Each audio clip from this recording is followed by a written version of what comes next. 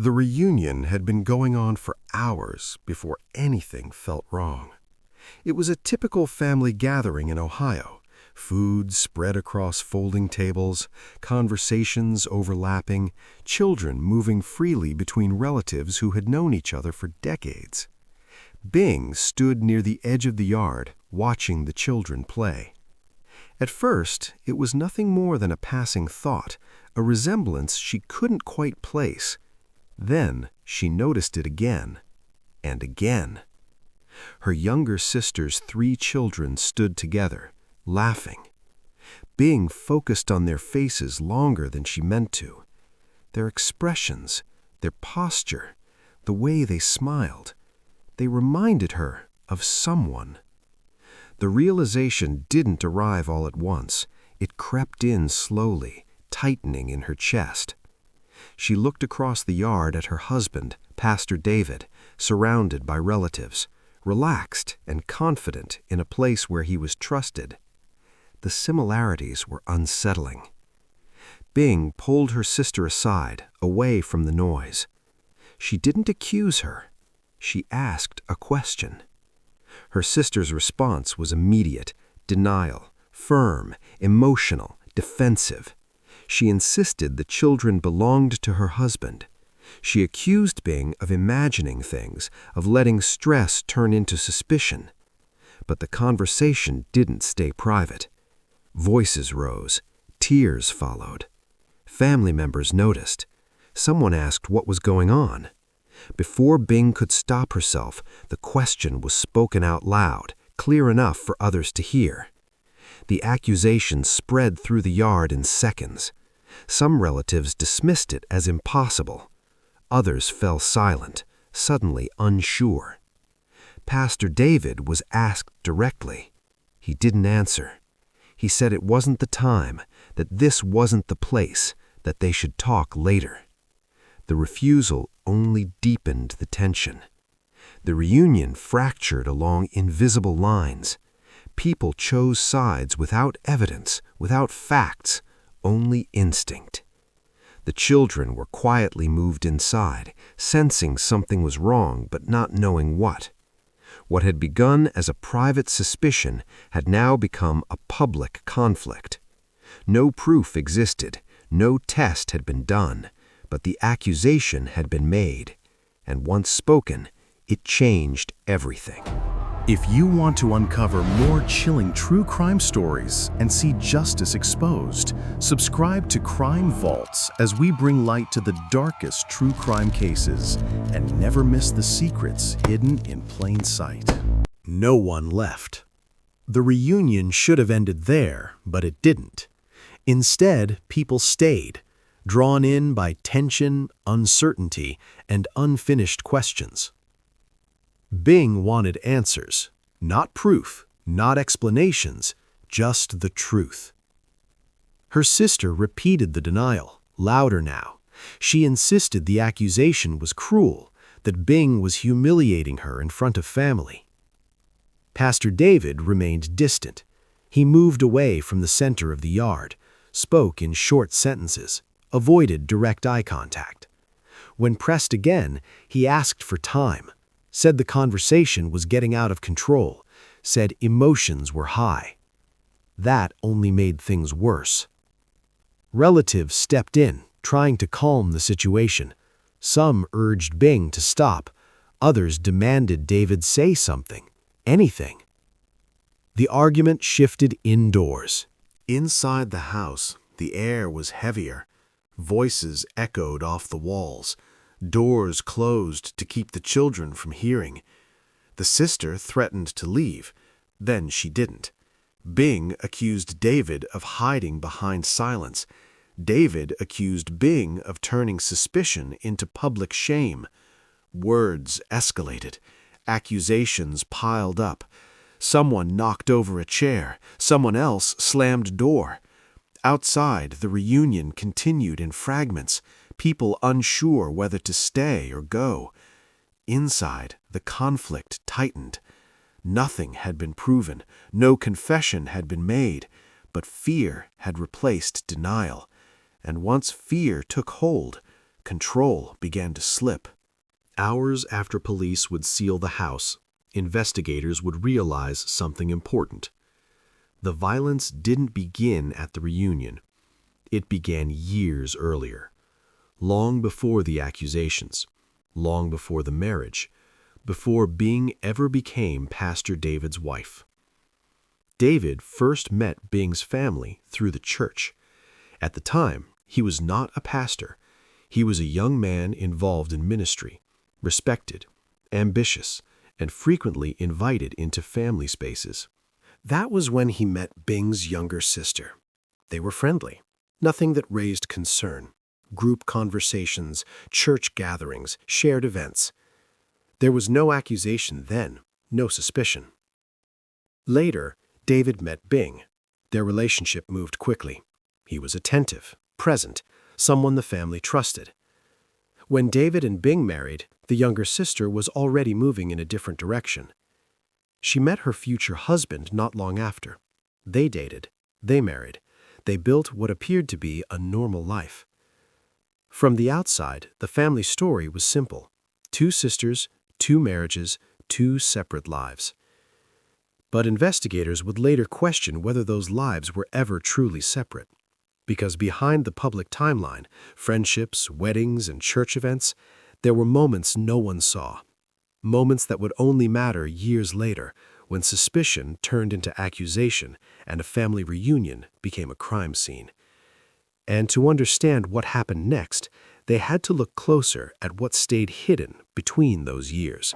If you want to uncover more chilling true crime stories and see justice exposed, subscribe to Crime Vaults as we bring light to the darkest true crime cases and never miss the secrets hidden in plain sight. After the wedding, life settled into routine. David stepped fully into ministry. He became known as a family man, disciplined, spiritual, reliable. Bing supported him. Church members trusted him. At the same time, Bing's younger sister was building her own household.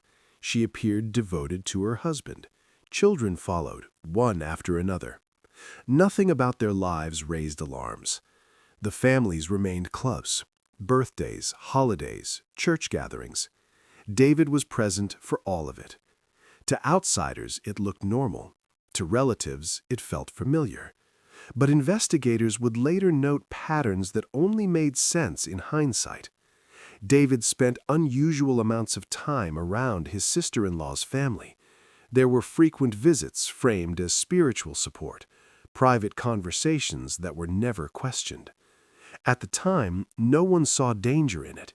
He was family. He was a man of faith. Years passed without confrontation, without proof, without suspicions spoken aloud. Whatever lines had been crossed, if any had been crossed at all, stayed hidden behind routine and trust. Until the reunion. The day someone finally asked a question no one had dared to ask before. And once that question existed, everything that had been ignored for years was suddenly impossible to overlook. By the time the reunion unraveled, the past was no longer buried.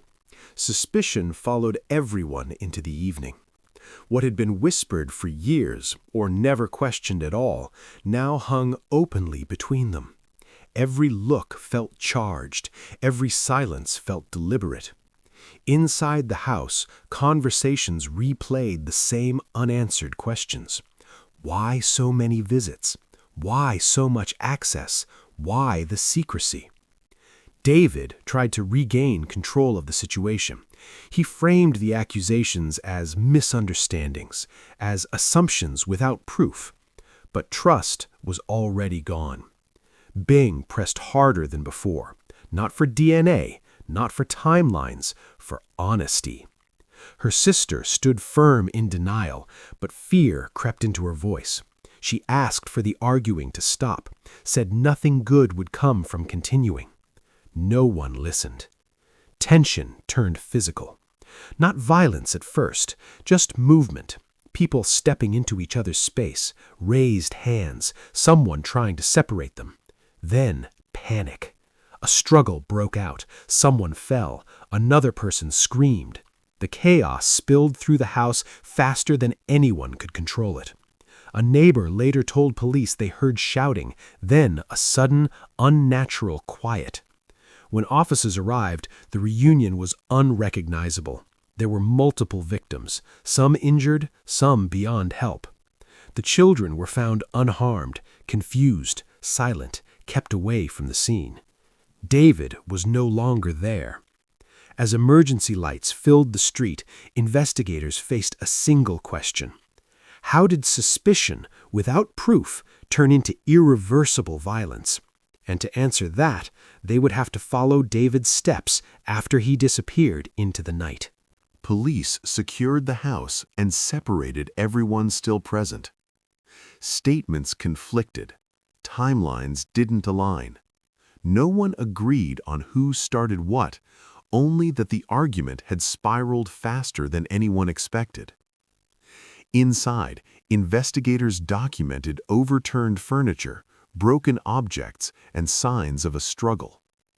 Outside, neighbors gathered behind tape, trying to understand how a family reunion ended like this.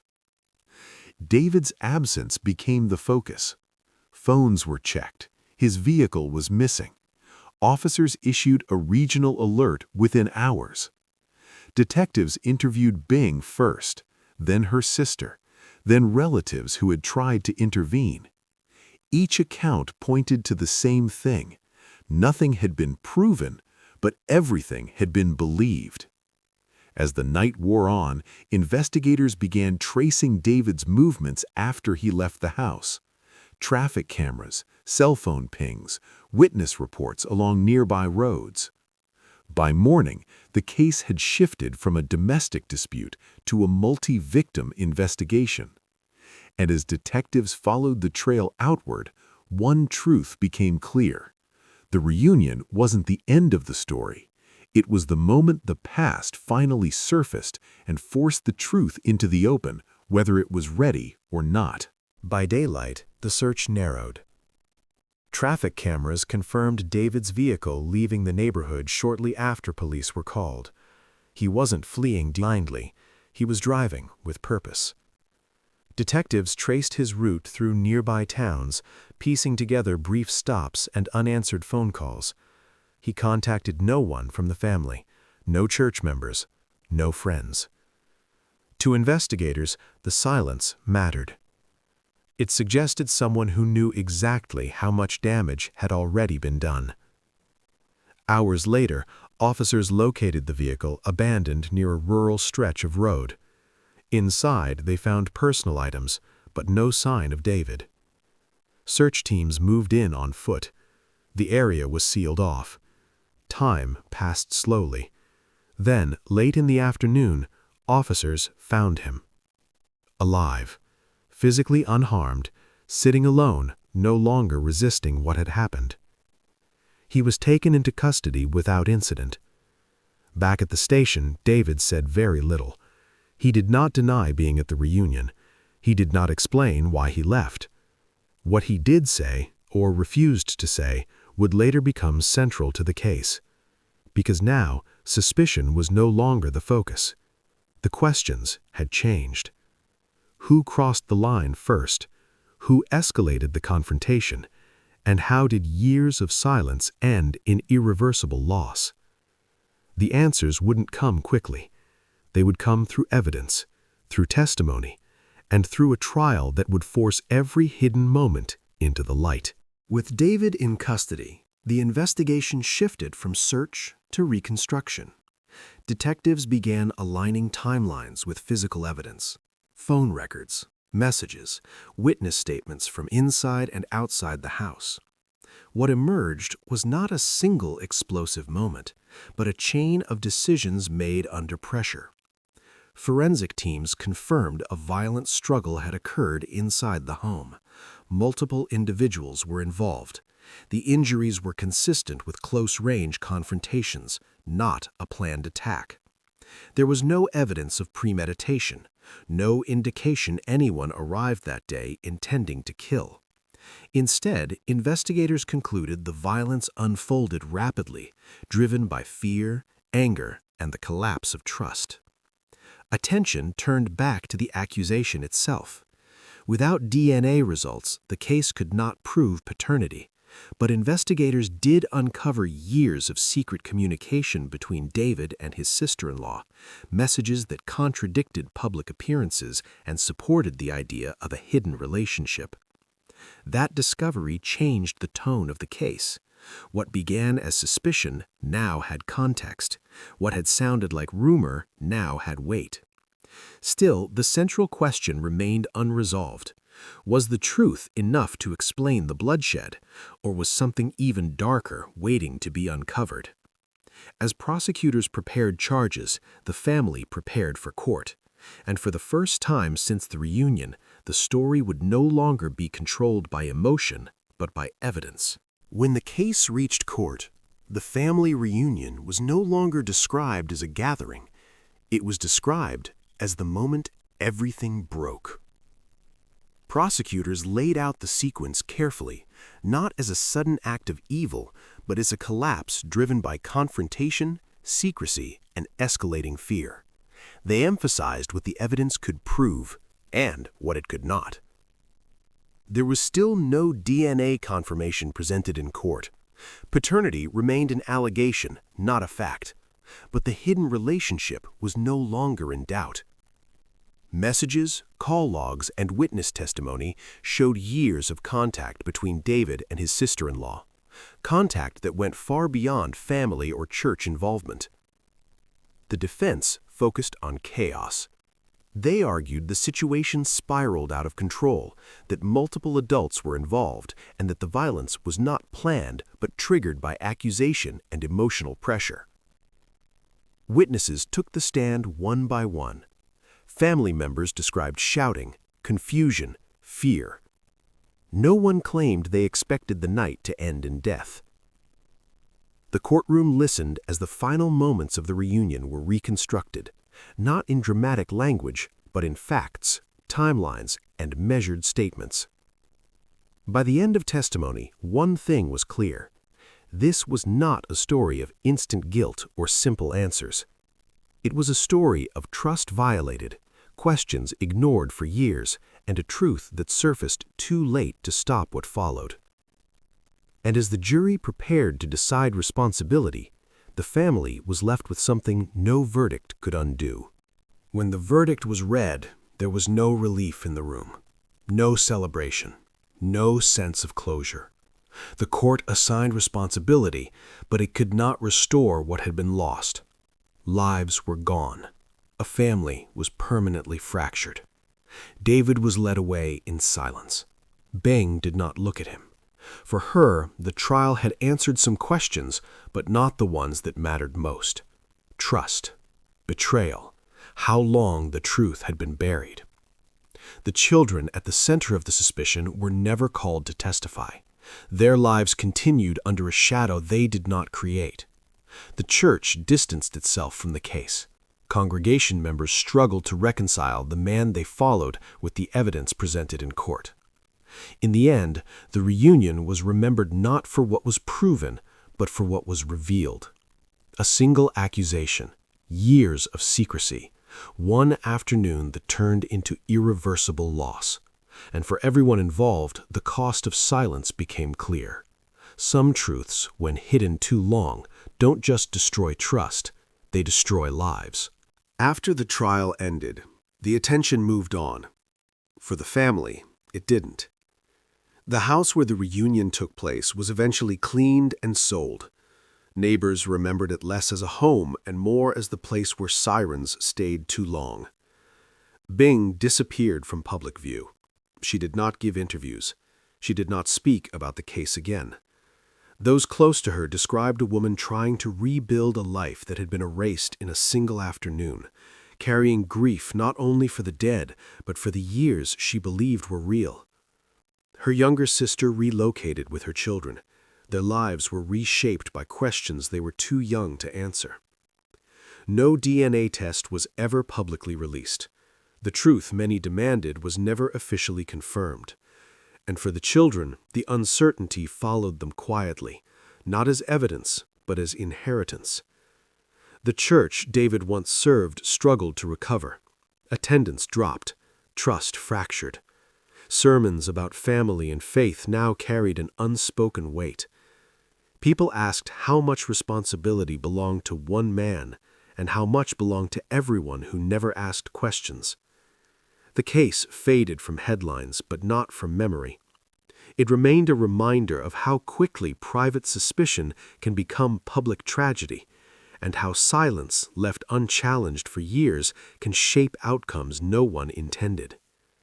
For those who survived, the reunion never really ended. It simply changed form, from a gathering of relatives into a moment that defined the rest of their lives. If you want to uncover more chilling true crime stories and see justice exposed, subscribe to Crime Vaults as we bring light to the darkest true crime cases and never miss the secrets hidden in plain sight.